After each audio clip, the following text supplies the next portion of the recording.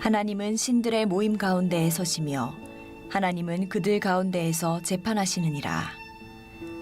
너희가 불공평한 판단을 하며 악인의 낫 보기를 언제까지 하려느냐 셀라. 가난한 자와 고아를 위하여 판단하며 곤란한 자와 빈궁한 자에게 공의를 베풀지며 가난한 자와 궁핍한 자를 구원하여 악인들의 손에서 건질지니라 하시는도다. 그들은 알지도 못하고 깨닫지도 못하여 흑암 중에 왕래하니 땅의 모든 터가 흔들리도다. 내가 말하기를 너희는 신들이며 다 지존자의 아들들이라 하였으나 그러나 너희는 사람처럼 죽으며 고관의 하나같이 넘어지리로다. 하나님이여 일어나사 세상을 심판하소서. 모든 나라가 주의 소유이기 때문이니이다. 오늘도 이른 새벽 미명에 하나님 품에 여러분 잘 나오셨습니다. 오늘 이 시편 82편 말씀 이 말씀 묵상하면서 우리 안에 많은 생각들이 드는데, 특별히 이 공의라고 하는 것이 참 인간의 삶의 자리 속에서 너무너무 중요하다는 거예요. 우리 그리스도인들이 신앙생활을 하고 있는데, 특별히 한국교회 성도들이 믿음의 길을 걸어오면서 이 공의의 가치에 대해서 배운 적이 별로 없어요.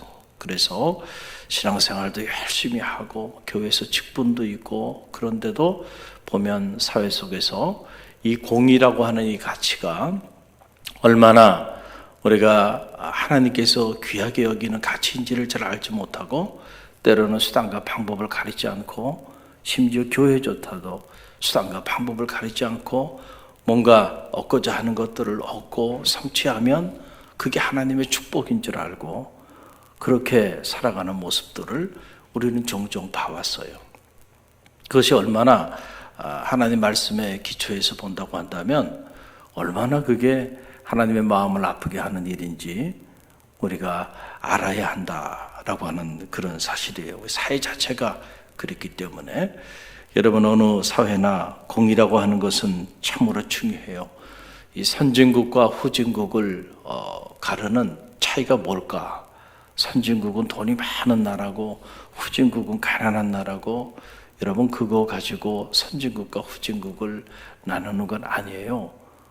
신뢰도라고 하는 거, 그것도 그 나라의 이 나라가 선진국에 해당할 만한 그런 품격을 가지고 있는 그런 나라인가 그렇지 않은가, 그걸 보는 척도가 되기도 해요. 도저히 믿을 수가 없어. 이 나라의 정부도 믿을 수 없고 사람들도 믿을 수가 없어요. 또 선진국과 후진국의 차이는 다른 것보다도 사회적 공의가, 그래도 선진국은 사회적 공의가 어느 정도 실현된 나라예요. 그런데 후진국으로 가면 갈수록 이 사회적 공의라고 하는 것을 기대하기가 어려운 거죠. 제가 대학에 있을 때 오래전의 일이죠. 인도네시아 그 스카푸미 지역에 연세 봉사단을 꾸려서 교수님 몇 분, 또 직원 되시는 분 한 분, 그리고 학생들 한 32명 이렇게 해서 인도네시아 그 자카르에서 한 72km 정도 떨어져 있는 아주 멀리 떨어져 있는 곳이죠. 아주 숲속인데 그 순다족이 사는 그곳에 가서 봉사활동을 하고 온 적이 있는데, 그때 공항에, 저도 인도네시아는 처음이었어요.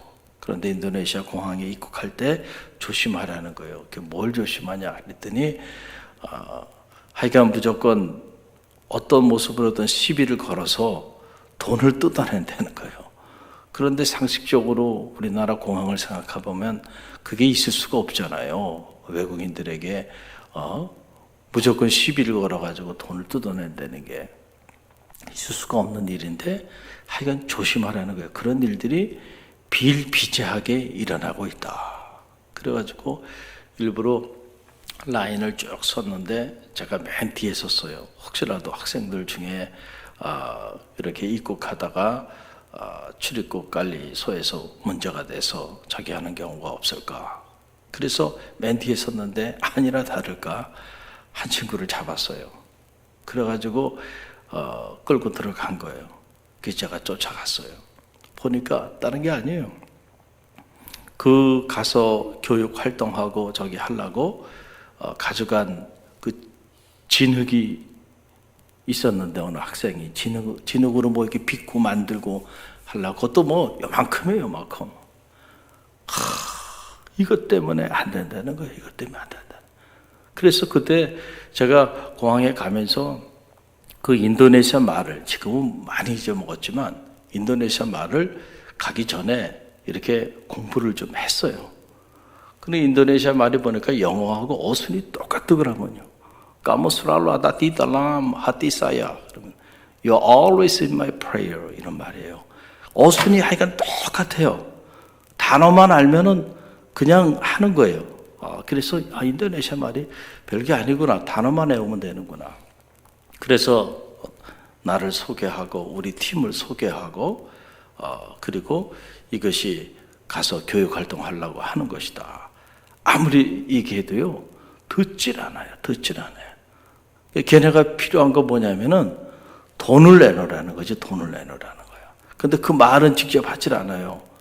근데 결국은 그거예요, 그거. 그래서 이제 먼저 나간 팀이 거기 또 현지인 통해가지고 그래서 돈을 주고 그렇게 해가지고 나왔다. 그러니까 이렇게 후진국으로 갈수록 이런 일들이 비일비재하는 거예요. 우리나라가 지금 우리나라 같으면 상상도 못할 일이잖아요. 그러나 과거 우리나라도 그랬단 말이에요. 사회적 정의가, 사회적 공의가 이게 실현되지는 않은 거예요. 후진국으로 갈수록. 그래서 정말 선진국이 되기 위해서는 공의가 있어야 된다. unfair하다고, 그렇죠? 불의한 일 때문에, 공정하지 않은 일 때문에 가슴 아파하는 사람들이 없어야 한다. 그래서 이 성서가 말하는 공의라고 하는 것은 하나님의 의, 디카에 오시네라고 하는데 하나님의 이 의로부터 흘러나오는 것이죠. 그래서 구약 성경 전체가 우리에게 계시해 주는 영적인 메시지 중에 하나는 바로 뭐냐면 공의입니다. 하나님의 공의, 그 하나님의 의로우심에서부터 흘러나오는 거죠.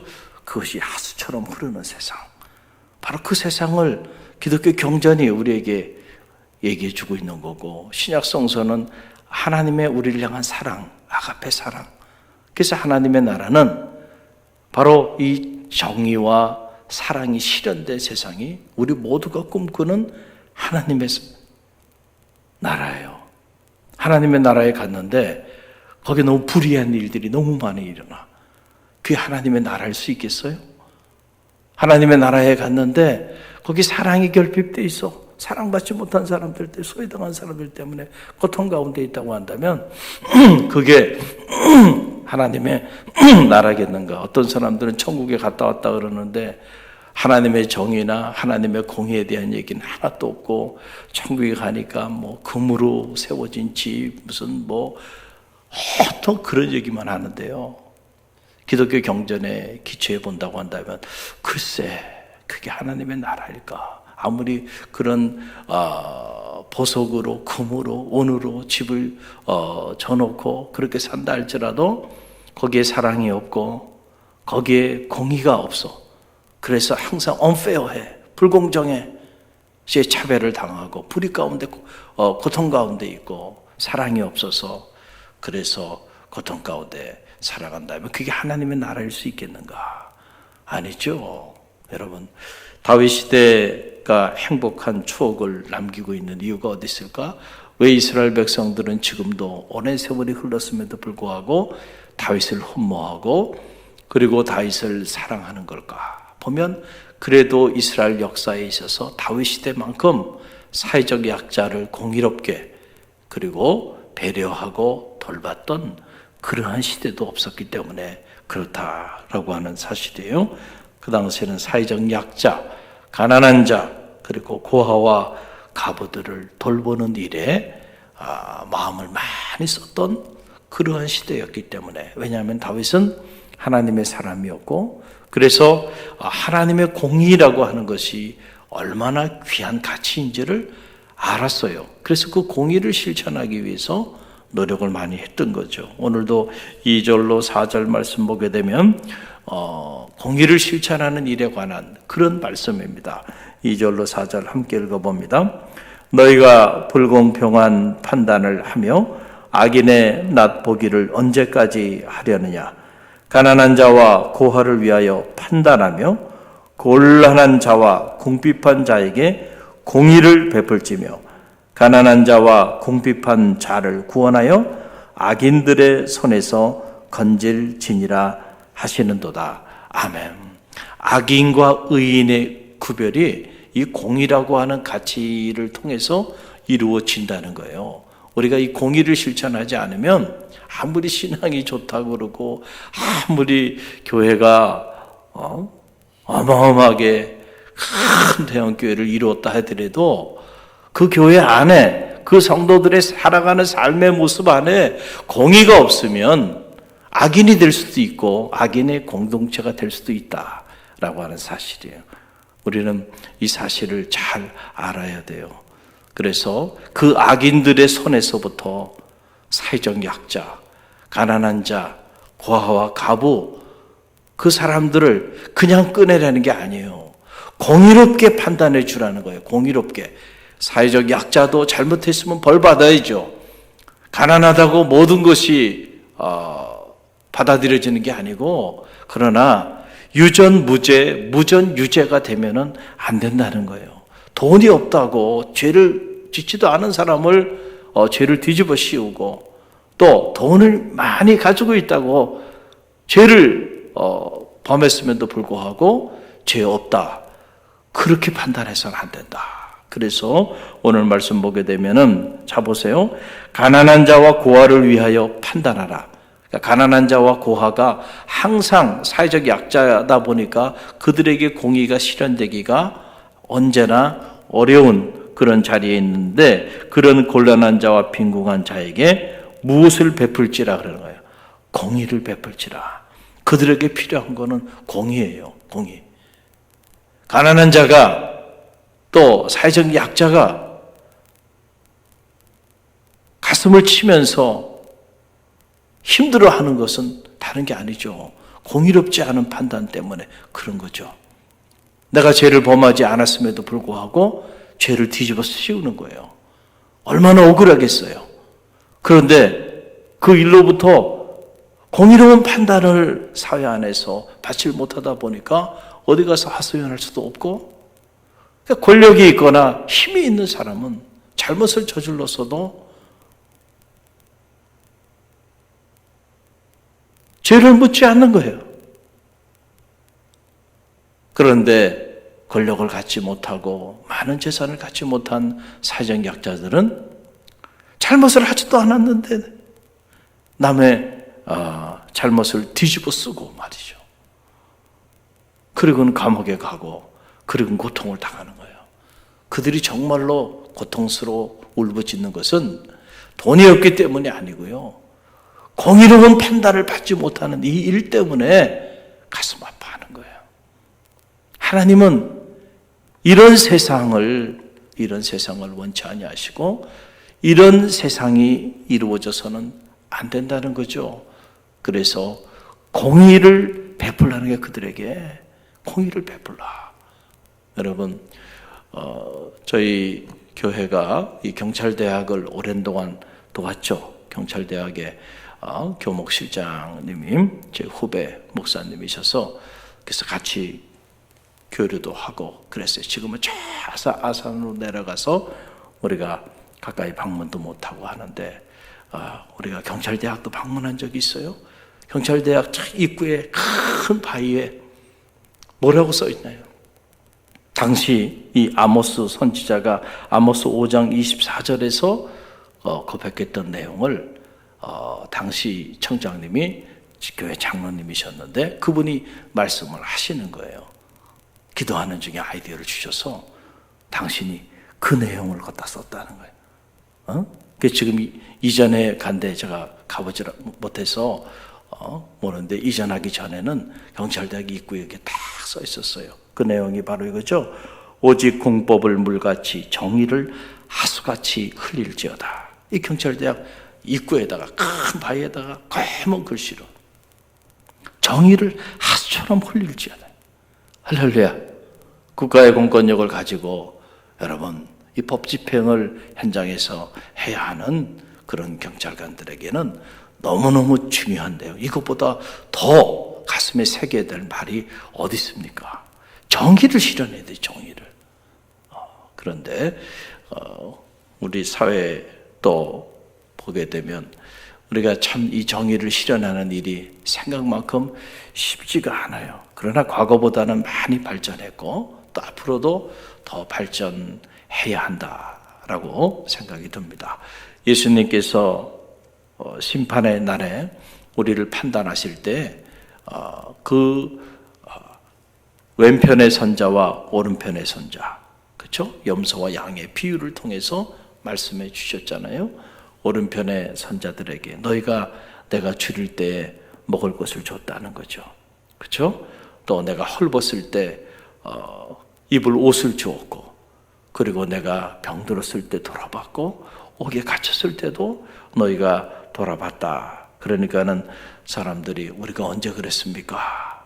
라고 말을 하니까 그때 주님께서 하신 말씀이 이 지극히 작은 소자에게 행한 것이 곧 내게 행한 것이라 그랬어요. 그래서 오른편의 선자는 영생의 자리로 나가고 왼편의 선자는 영벌의 자리에 처하게 되는 그런 내용들이 나오게 있는 걸 보게 돼요. 힘이 없고 가진 것이 없다고 사람을 무시하고 그들에게 사랑과 공의를 베풀지 않는다고 한다면 아무리 우리가 경건한 척을 하고 아무리 우리가 종교적인 활동을 하고 그리고 나아간다 할지라도요, 영벌에 처해질 수도 있다라고 하는 사실을 우리는 알아야 되고, 특별히 이 사회적 약자에 대한 세심한 배려가 필요하다.